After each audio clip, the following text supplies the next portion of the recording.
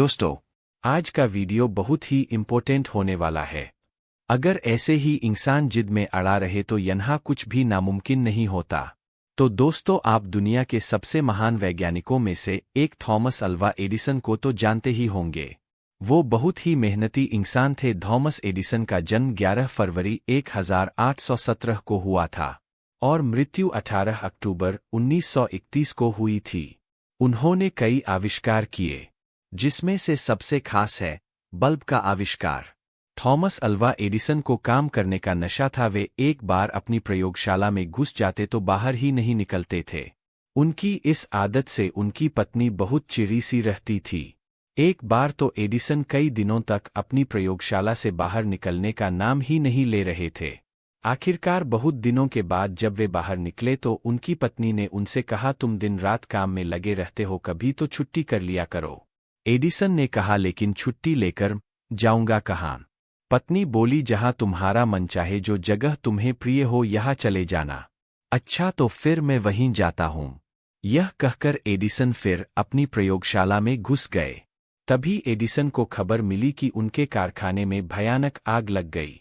जीवन भर की उनकी कमाई नष्ट हो गई। दुर्घटना के बारे में सुनकर उनका बेटा चार्ल्स दौड़ा हुआ वहां पहुंचा। उसने देखा कि उसके पिता एक कोने में खड़े हैं, जाड़े की ठंडी हवा से उनके बाल लहरा रहे हैं। अपने पिता के लिए बेटे का दिल बिलख रहा था। चार्ल्स को देखते ही एडिसन ने जोर से कहा, तुम्हारी मां कहाँ है? उन्हें बुलाकर लाओ। यह चीजें उसे जीते जी कभी भी देखने को नहीं मिलने वाली है। अगले दिन अपनी अनेक उम्मीदों और सपनों को राख के बीच देखते हुए एडिसन ने कहा, तबाही की भी बड़ी कीमत होती है। हमारी सारी गलतियां जल जाती है। अब हम नए सिरे से जिंदगी शुरू कर सकते हैं। इस दुखद घटना के केवल 3 महीने बाद ही उन्होंने टेलीफोन का आविष्कार किया। यह कहानी हमें बताती है कि विपरीत परिस्थितियों में हमेशा धैर्य बनाए रखना चाहिए। एक बार बचपन में थॉमस एडिसन स्कूल से घर पहुंचे और अपनी मां को एक कागज दिया। थॉमस ने मां से कहा, मेरी टीचर ने यह लेटर दिया है। कहा है कि सिर्फ मां ही इसे पढ़े। मां, इसमें क्या लिखा है? लेटर पढ़ते हुए मां की आंखों से आंसू आ गए। बेटे के सामने मां लेटर जोर जोर से पढ़ने लगी। लेटर में हर स्टूडेंट को लिखा था, आपका बेटा जीनियस है। हमारा स्कूल बहुत छोटा है। हमारे पास थॉमस को पढ़ाने लायक अच्छे टीचर भी नहीं है। कृपया आप इसे खुद पढ़ाए। उस दिन के बाद से जिंदा रहने तक मां ने थॉमस को खुद ही पढ़ाया। मां की डेथ के कई साल बाद थॉमस एडिसन दुनिया का महानतम आविष्कारक बन गया। मां की डेथ के बाद एक दिन थॉमस को टीचर का वो लेटर मिला। उसने लेटर खोला तो हैरान रह गया। लेटर में लिखा था, आपका बेटा दिमागी तौर पर कमजोर है। हम उसे नहीं पढ़ा सकते, हम उसे स्कूल से निकाल रहे हैं। लेटर में लिखी सच्चाई पढ़कर थॉमस इमोशनल हो गए।